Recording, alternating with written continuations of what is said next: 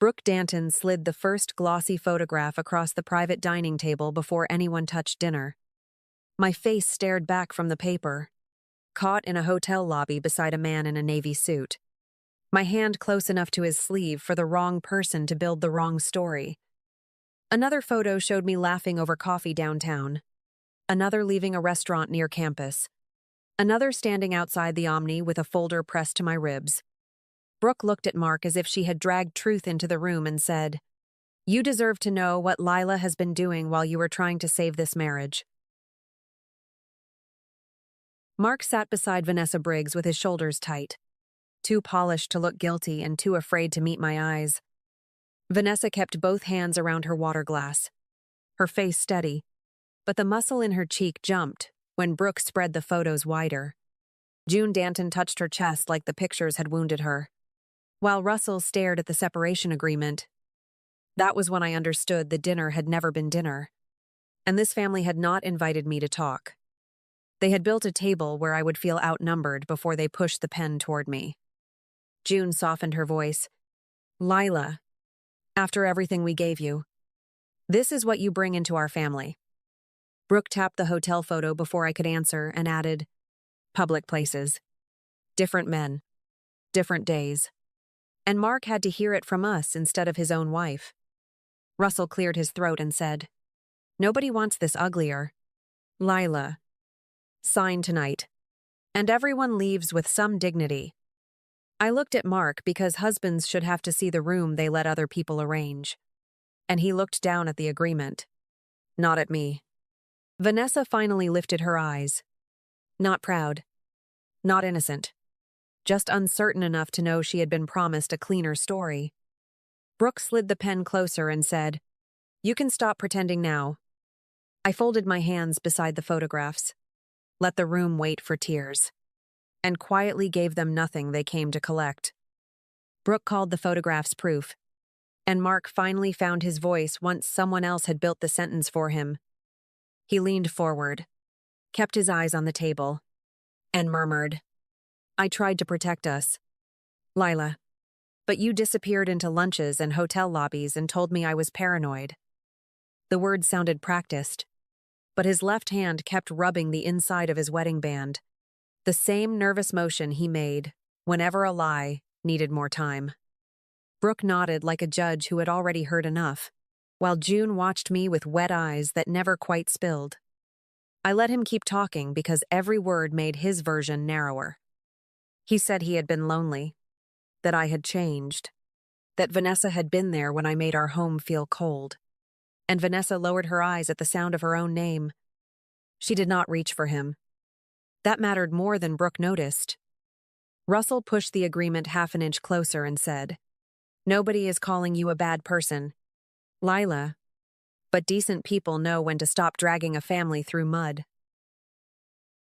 I turned to June first, because she had always wrapped pressure in a soft voice. "Are you sure you want to talk about proof with Vanessa sitting here?" The room tightened around that question. Mark looked up too fast. Brooke's mouth opened, and Vanessa's fingers stopped moving around her glass. I picked up the hotel lobby photo and placed it in the center of the table, right where everyone could see the man in the navy suit. That is not a boyfriend. That is Martin Kepler, a family attorney in Allegheny County. I touched the coffee shop photo next. That man is a forensic accountant, and the restaurant one is an employment ethics advisor. Brooke blinked once, then twice, as if the paper had changed under her hand. I gave her the calmest smile I had left and said, "You did not catch me, Brooke. You followed the exact trail I needed you to bring into this room. I did not start watching Mark because of a lipstick stain or a late-night excuse. I started watching him because an event access report landed in my work queue with Vanessa Briggs listed under a hospitality credential that should have required proper approval. Mark had told me she was only helping with public relations, a vendor who knew how to smile at donors. Then I found the reimbursement note from that weekend. Clean enough to pass, but written in Mark's voice, making personal choices sound like business needs. I kept that first record because it was not jealousy.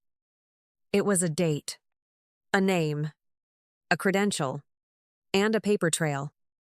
A week later, an email confirmation showed Vanessa had been checked into a restricted hospitality area after Mark's shift ended.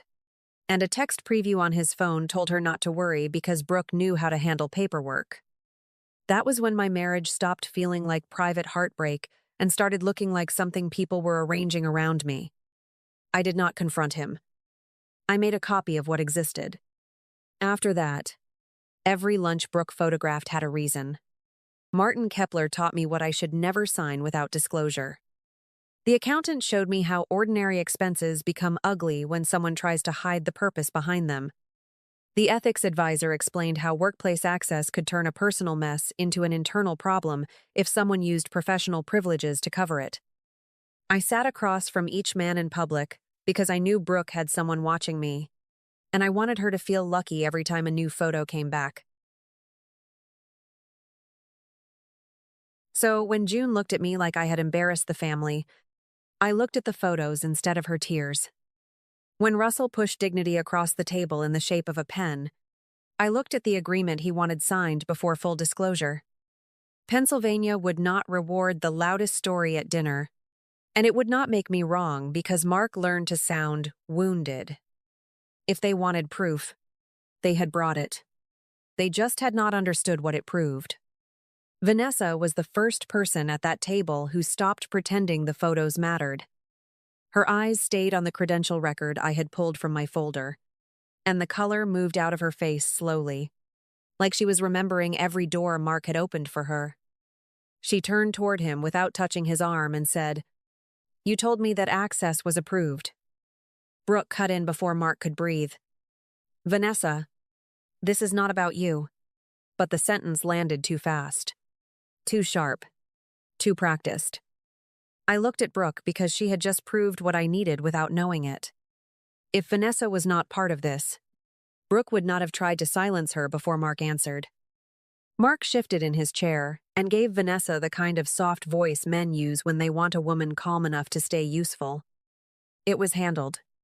"Ness," he murmured, and that nickname made her flinch harder than any accusation I could have made. June whispered Mark's name like a warning, but Russell kept staring at the paper trail. I placed one printed message beside the credential report. Not close to Vanessa. Close to Mark. The text was short enough for everyone to read before anyone could spin it. If review asks, she misunderstood the badge rules. Outside vendor. Not my call. Vanessa read it once. Then again. And the second time she stopped looking scared and started looking awake. "You are going to let me take that?" Her voice did not rise, which made it worse for him. Mark opened his mouth, then looked at Brooke, and that small glance gave Vanessa the answer before he found words. Brooke reached for the page, but I put my palm over it and kept my eyes on Mark. "This is why I asked whether you wanted proof with Vanessa in the room." Nobody at that table moved for a few seconds. The whole story they had prepared needed Vanessa to sit there like a prize, not a witness. Now she had seen the part where Mark's clean future required her dirty hands. She pulled her glass closer. Not to drink, just to give herself something steady. And when she looked back at me, the anger in her face was no longer aimed only at me. Martin Kepler's office did not feel like victory. It felt like clean glass, quiet carpet, and a conference table where nobody could raise their voice without sounding smaller. Mark walked in with his attorney first, Brooke close behind him, June holding her purse with both hands, and Russell moving last, already measuring the room for the safest exit. I sat beside Martin with the same folder Brooke had photographed at the Omni, and for the first time, nobody at that table smiled at it. Martin placed the timeline in front of them without drama. The hospitality credential tied to Vanessa, the reimbursement note in Mark's language, the text about letting an outside vendor take the blame, and the separation agreement pushed before full disclosure all sat in one straight line. Mark's attorney touched the first page and said, "These are being taken out of context." Martin did not blink. Then discovery should make the context very clear. Brooke reached for the photographs like they could still save her. She met several men in public while married to my brother, and you cannot pretend that means nothing.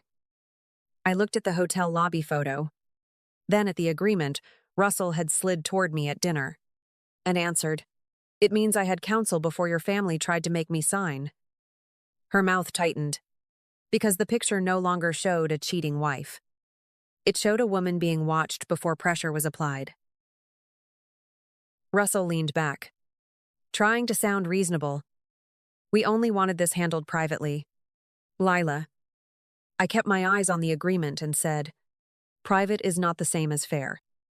June looked down then, not at Mark, not at Brooke, but at the pages that made her tears useless. Mark finally spoke under his breath. "What do you want from me?" Martin slid my settlement terms across the table.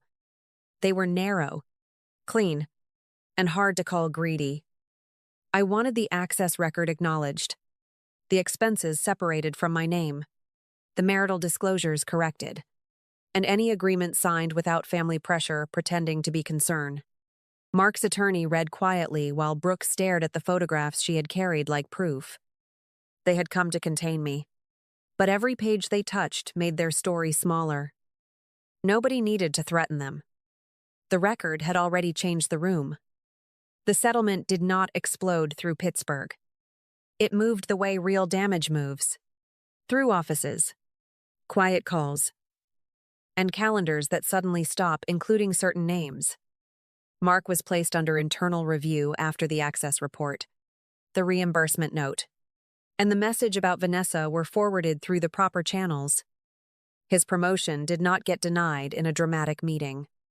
It simply froze, then disappeared from the next leadership announcement, which hurt him more because everyone understood without being told. Vanessa lost her event contract first. Her credential was revoked, her name removed from the hospitality list, and the people who once smiled at her in private suites began answering her emails with one careful sentence.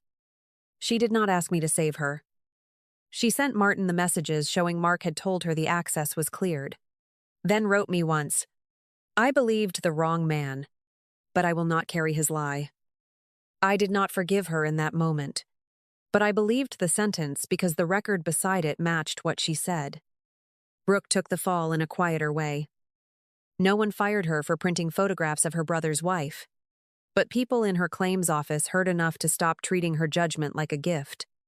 The same woman who had built a dinner around evidence had handed my attorney a clean trail of surveillance before pressure was applied. Russell lost his volunteer host role at alumni athletics events after the credential issue surfaced, and he called it politics because pride needed a softer word.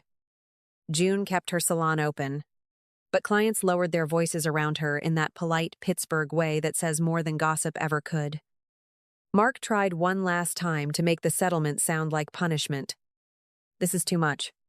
Lila," he said, staring at the corrected disclosures like they were wounds instead of records. I looked at the expenses separated from my name, the access acknowledgement, and the agreement no longer wrapped in family concern. "No, Mark. This is what happens when the paper finally tells the truth." His attorney touched his sleeve before he could answer, and that small gesture ended the argument better than any speech I could have given. For once, nobody reached for a pen before reading every line. By the time Mark signed, the room felt nothing like the dinner Brooke had planned. There was no family voice guiding him. No mother softening the corners. No father turning pressure into advice. Just the settlement pages, the corrected disclosures, and Martin's pen moving from signature tab to signature tab. Mark's hand paused once, and Brooke whispered his name like she could still pull him back from the truth she had helped deliver. I watched him sign the page, acknowledging the access issue first. Then came the expense separation, the corrected marital records, and the language that made clear no agreement had been reached at that dining table. He did not look at Vanessa's name when it appeared in the supporting documents. That told me more than any apology would have. A man who could not look at the person he used was not grieving a marriage. He was grieving the loss of control.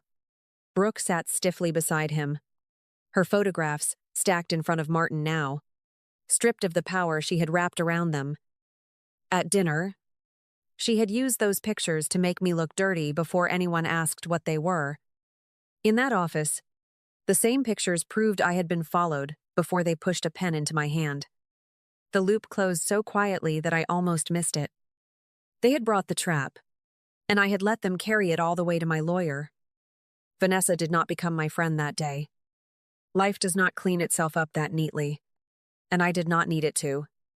Later, Martin forwarded one short message she had sent through her own counsel, saying she had told the truth in the review and would not let Mark put his choices on her record. I read it twice, then put the phone down.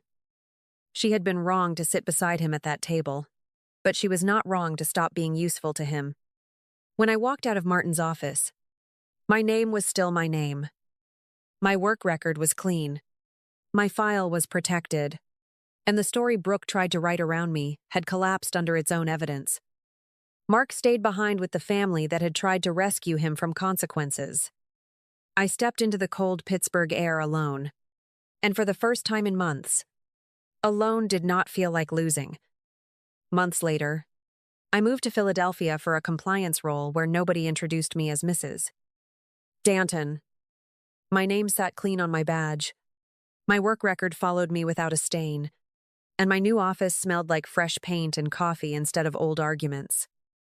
People asked what brought me there, and I kept the answer simple. I was ready for a room where doors opened because I earned it. Mark stayed employed, but not the way he had imagined. His promotion never came back, and the leadership circle that once saved seats for him learned how to speak around his name. Vanessa left athletics events completely, rebuilt her public relations work outside that world, and kept her distance from everyone tied to him. Brooke stopped being the woman who always knew the truth first, because the truth had passed through her hands and ruined the story she carried. Russell lost the alumni host role he used to treat like proof of respect, and June kept her salon open under softer lights and quieter conversations. Nobody shouted their names in public. That was not how it happened. Their perfect family image simply stopped working when people remembered the credential, the agreement, the photographs, and the woman they cornered before she had counsel.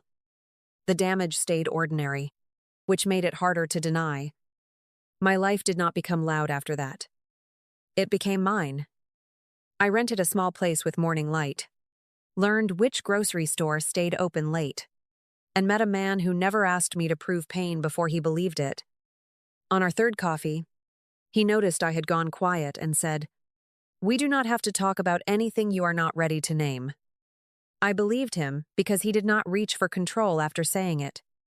If this story felt close to something you have lived, leave a word for the woman who had to stand still while everyone misread her silence. And if you are building a new chapter after being cornered, I hope it brings you peace, steady love, and a life that finally answers to your own name.